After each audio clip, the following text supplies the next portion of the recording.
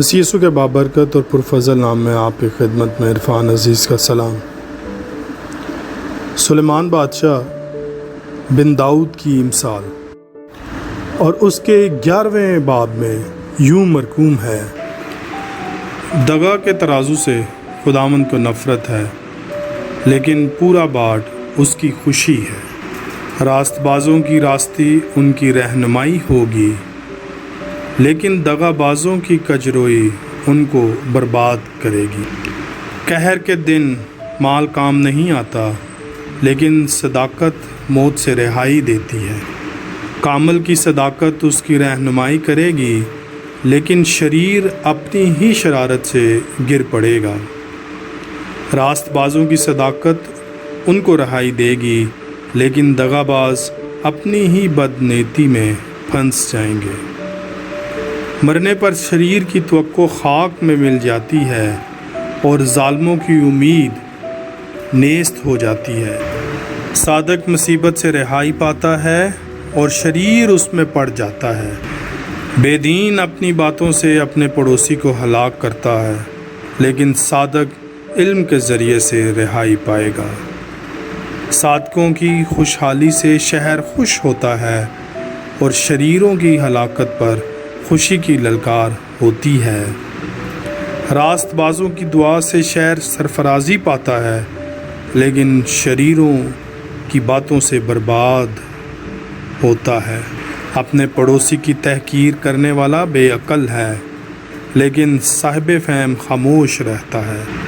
جو کوئی لترا پن کرتا پھرتا ہے راز فاش کرتا ہے، لیکن جس میں وفا کی روح ہے وہ رازدار ہے۔ نیک صلاح کے بغیر لوگ تباہ ہوتے ہیں، لیکن صلاح کاروں کی کثرت میں سلامتی ہے۔ جو بیگانہ کا ضامن ہوتا ہے سخت نقصان اٹھائے گا، لیکن جس کو ضمانت سے نفرت ہے وہ بے خطر ہے۔ نیک سیرت عورت عزت پاتی ہے، اور تند خو آدمی مال حاصل کرتے ہیں۔ رحم دل اپنی جان کے ساتھ نیکی کرتا ہے، لیکن بے رحم اپنے جسم کو دکھ دیتا ہے۔ شریر کی کمائی باطل ہے، لیکن صداقت بونے والا حقیقی اجر پاتا ہے۔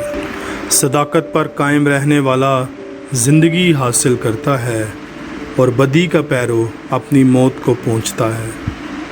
کچھ دلوں سے خداوند کو نفرت ہے، لیکن کامل رفتار اس کی خوشنودی ہے۔ یقیناً شریر بے سزا نہ چھوٹے گا، لیکن صادقوں کی نسل رہائی پائے گی۔ بے تمیز عورت میں خوبصورتی گویا سوار کی ناک میں سونے کی نت ہے۔ صادقوں کی تمنا صرف نیکی ہے، لیکن شریروں کی امید غضب ہے۔ کوئی تو بتھراتا ہے پر تو بھی ترقی کرتا ہے، اور کوئی واجبی خرچ سے دریغ کرتا ہے پر تو بھی کنگال ہے۔ فیاض دل موٹا ہو جائے گا، اور سیراب کرنے والا خود بھی سیراب ہوگا۔ جو غلہ روک رکھتا ہے لوگ اس پر لعنت کریں گے، لیکن جو اسے بیچتا ہے اس کے سر پر برکت ہوگی۔ جو دل سے نیکی کی تلاش میں ہے مقبولیت کا طالب ہے، لیکن جو بدی کی تلاش میں ہے وہ اسی کے آگے آئے گی۔ جو اپنے مال پر بھروسہ کرتا ہے گر پڑے گا، لیکن صادق ہرے پتوں کی طرح سرسبز ہوں گے۔ جو اپنے گھرانے کو دکھ دیتا ہے ہوا کا وارث ہوگا، اور احمق دانا دل کا خادم بنے گا۔